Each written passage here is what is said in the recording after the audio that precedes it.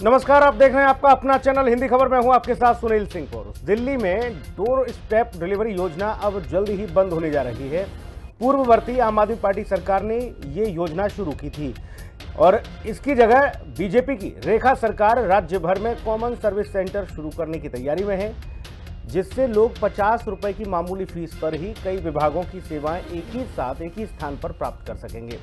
आम आदमी पार्टी और कांग्रेस ने इसे रेखा सरकार के फैसले पर निशाना साधा है। रिपोर्ट देखिए, फिर चर्चा होगी। डोर स्टेप डिलीवरी योजना बंद होगी। रेखा सरकार के फैसले पर आप बरसी। बीजेपी बोली सीएससी से जनता को मिलेगी सुविधा, बढ़ेगी परेशानी, आपने निशाना साधा। दिल्ली में बीजेपी की रेखा गुप्ता सरकार डोर स्टेप डिलीवरी योजना को बंद करने की तैयारी में है।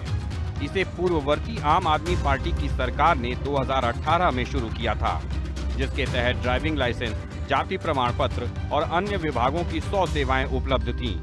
इस योजना के माध्यम से नागरिकों को एक निश्चित शुल्क देकर घर बैठे आवेदन करने और सेवाएं प्राप्त करने की सुविधा मिलती थी। हालांकि कोविड के बाद तकनीकी समस्याओं के कारण ये योजना धीरे धीरे निष्क्रिय हो गई। इस योजना की जगह बीजेपी सरकार राज्य भर में कॉमन सर्विस सेंटर शुरू करने की तैयारी में है, जिसमें लोग 50 रुपए की मामूली फीस पर कई विभागों की सेवाएं एक ही स्थान पर प्राप्त कर सकेंगे। राज्य भर में कॉमन सर्विस सेंटर सीएससी शुरू करने की तैयारी। कॉमन सर्विस सेंटर गली मोहल्ले में खोले जाएंगे। कोई भी व्यक्ति किसी भी सीएससी से कोई भी सेवा ले सकेगा। 50 रुपए की फीस पर कई विभागों की सेवाएं एक ही स्थान पर मिलेंगी। जन्म प्रमाण पत्र, जाति प्रमाण पत्र, ड्राइविंग लाइसेंस की सेवा होगी उपलब्ध। राशन कार्ड, विवाह पंजीकरण जैसी 30 सेवाएं होंगी उपलब्ध।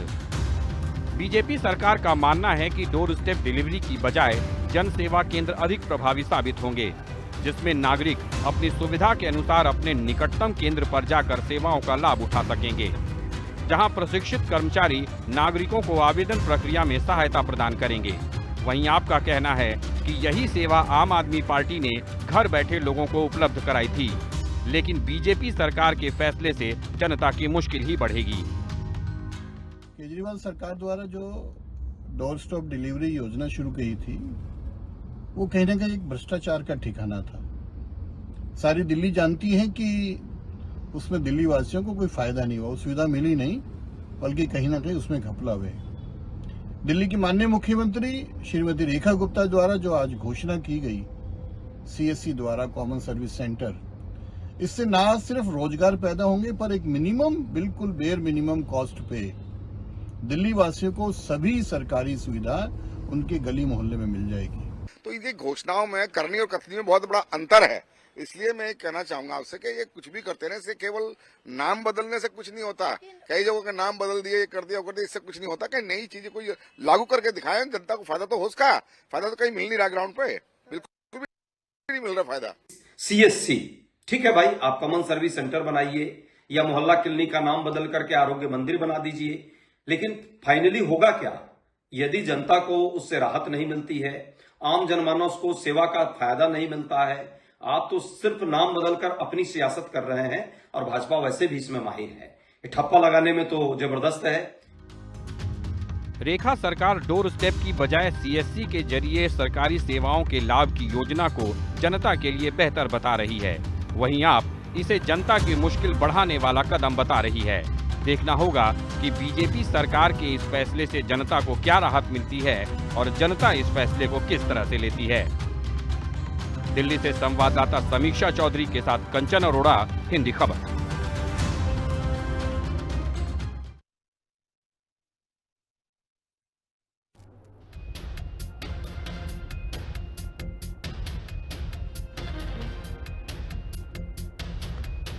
आम आदमी पार्टी ने जो योजना शुरू की थी, अब उसे नए सांचे में, नए क्लेवर में ढालने की तैयारी है, या यूं कहा जाए कि जो डोर स्टेप व्यवस्था थी उसे बंद करके एक स्थान पर समावेशी व्यवस्था करने की कोशिश की जा रही है सीएससी के माध्यम से, कॉमन सर्विस सेंटर के माध्यम से। अब ऐसे में कई सारे सवाल उठ रहे हैं। सवाल पूर्ववर्ती सरकार की ओर से भी उठ रहा है, पार्टी की ओर से आम आदमी पार्टी और कांग्रेस भी सवाल उठा रही है। कांग्रेस ने कई मामलों में ये आरोप लगाए कि सिर्फ हवाई बातें होती हैं, धरातल पर कुछ काम होता नहीं है। मेहमानों से आपको रूबरू करा देते हैं। नीरज तिवारी, प्रवक्ता भारतीय जनता पार्टी, अब से कुछ ही क्षणों में हमारे साथ होंगे, उनका बहुत स्वागत। वैभव श्रीवास्तव हैं, प्रवक्ता आम आदमी पार्टी से, वैभव भाई का बहुत स्वागत है। मुन्ना खान साहब, नेता कांग्रेस, हमारे साथ हैं, मुन्ना खान जी का बहुत स्वागत है। निरंजन पोद्दार जी, राजनीतिक विश्लेषक, भी अभी कुछ ही क्षणों में हमारे साथ होंगे, उनका भी बहुत स्वागत है। वैभव श्रीवास्तव जी बता रहे हैं कि कोविड के बाद से जो आपकी सेवा थी, जो व्यवस्था थी, वो दम तोड़ गई थी, इसलिए उसी को नई वैक्सीन देकर, नई चीज़ों में इजाद करके भारतीय जनता पार्टी ला रही है गली मोहल्ले में। जी जी, सुनील भाई, सबसे पहले तो आपको नमस्कार, मुन्ना जी को नमस्कार, और जो भी दर्शकगण प्रोग्राम देख रहे हैं उनको मेरा नमस्कार जी। सुनील भाई, भारतीय जनता पार्टी एकदम जो उनकी पूर्ववर्ती जो सरकारें रही हैं, और खासतौर से केंद्र सरकार, उनके एकदम नक्शे कदम पे है। नाम बदलो, काम चिपकाओ योजना, जो ये भारतीय जनता पार्टी कर रही है, बहुत बढ़िया से उसी को कर रही है। ढेला भर अपने पास ना कोई विजन है, ना आने वाले समय में इनके पास कोई विजन आने वाला है। कुछ दिन पहले आपने देखा, हम लोग ने फिजिकली वेरीफाई भी करवाया मीडिया को जाके, और मैं जहां बैठा हूं इससे 300 मीटर की दूरी पे यहाँ पर एक पॉलीक्लिनिक था, आम आदमी पॉलीक्लिनिक। उसके ऊपर स्टिकर चिपका के बढ़िया से उसको आरोग्य मंदिर बना दिया गया, और बोला गया नए हमने आरोग्य मंदिर खोले हैं। एक चैलेंज करते हैं भारतीय जनता पार्टी को, एक सिंगल उन्होंने अगर नया कोई डिस्पेंसरी या कोई पॉलीक्लिनिक खोला है तो वो नाम बता दें।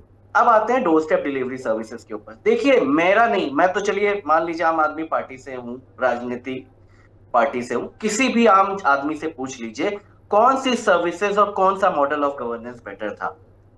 लगभग सितंबर 2018 में डोर स्टेप डिलीवरी सर्विसेज शुरू हुई 30 सर्विसेज के साथ, और सितंबर 2019 तक आते आते लगभग 100 सर्विसेज प्रोवाइड इसमें की जा रही थी। जितनी भी मूलभूत सर्विसेज थी सब इसमें प्रोवाइड की जा रही थी।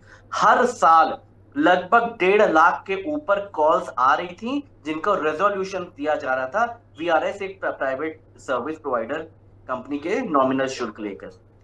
लोगों को घर बैठे ये सुविधाएं मिल रही थी, बिना किसी लाइन, कचहरी, बिना इधर सर्विस डिपार्टमेंट में गए, बिना किसी सेंटर में गए जी। एक ये मॉडल है। दूसरा मॉडल आपके पास है कि आपने कैसे कुछ सर्विस सेंटर्स आप बनाएंगे जहां पे कुछ बुनियादी सुविधाएं मिलेंगी 25-30, और वहां पे वो जाके 50 रुपए भर के वहां पे सर्विस लेंगे। अब एक आरोप और लगा है वैभव, एक आरोप और लगा है कि आप लोगों ने उस योजना में भ्रष्टाचार किया था, भ्रष्टाचार था उस पूरी योजना में, ये आरोप और लगा भाजपा की ओर से। देखिए, अभी मैं सुन रहा था, अनिल जी शायद वो प्रवक्ता थे भारतीय जनता पार्टी के, इनके प्रवक्ताओं की आदत है अनपढ़ की तरह बिहेव करते हैं, और कोई भी इनके पास होमवर्क नहीं होता है। एक नए रुपए का कोई भ्रष्टाचार नहीं था। ये तो अब एलजी साहब भी, इस मामले में तो एलजी साहब ने भी इसको क्लीन चिट दे दी थी, उन्होंने अप्रूव किया था।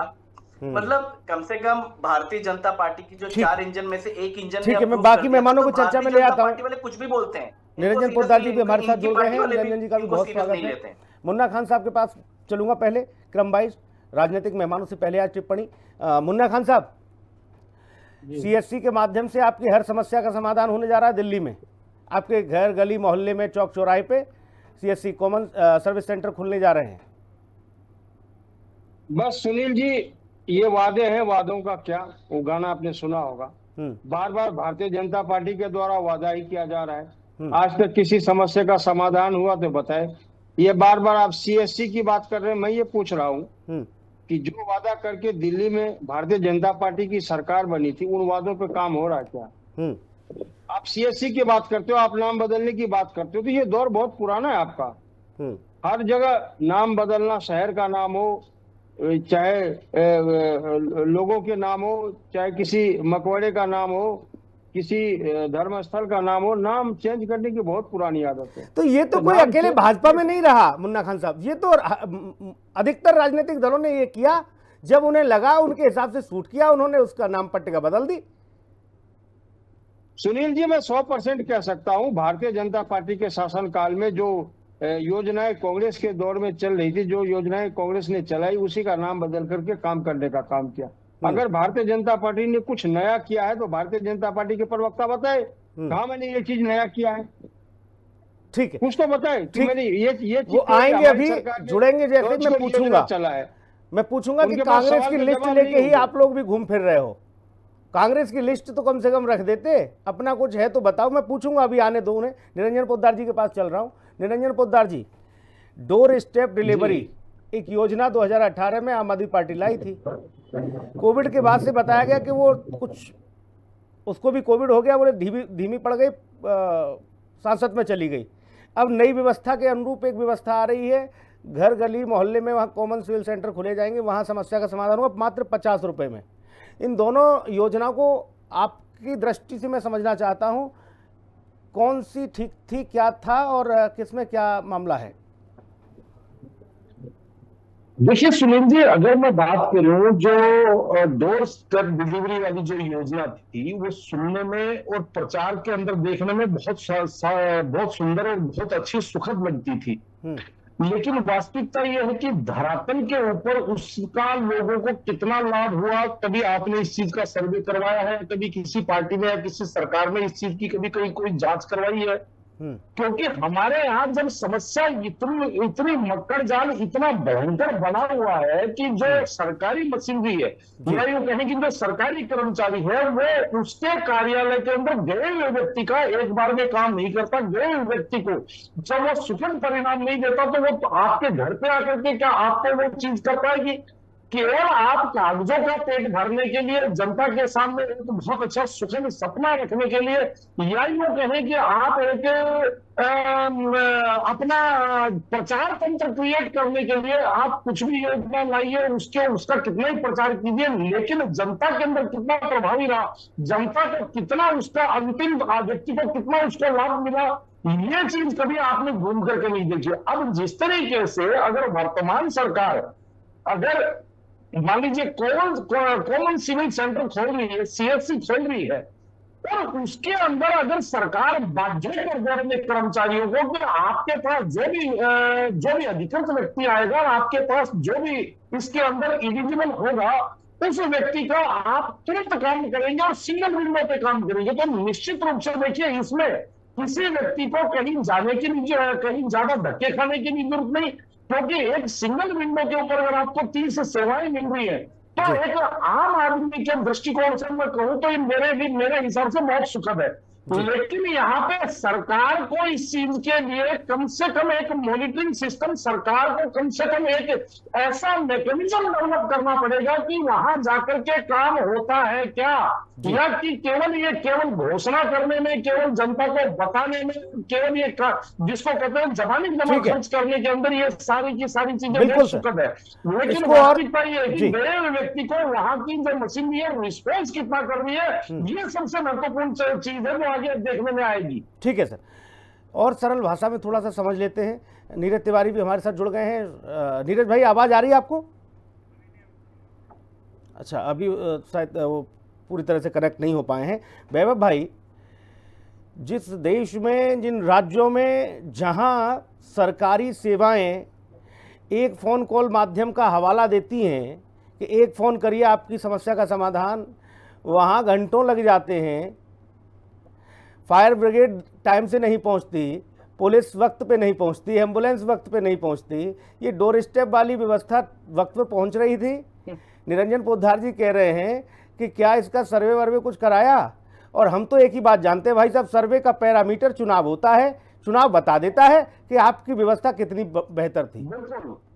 वैभव भाई? बिल्कुल सुनील भाई, मैं दो बातों को, पहले तो एक थोड़ा सा आपको भी करेक्ट कर दूं, उसके बाद निरंजन जी ने जो कहा है उसको भी मैं आगे बढ़ाता हूं। ये योजना मार्च 2024 तक चली थी, आफ्टर एक्सटेंशन सितंबर में खत्म हुई थी, उसके बाद फर्दर एक्सटेंशन 6 महीने का मिला था कैबिनेट से, उसके बाद मार्च 2024 तक ये योजना चली थी। उसके बाद due to various, Arvind ji jail में थे और वेरियस रीजंस, ये उसके बाद आगे बढ़ नहीं पाई थी।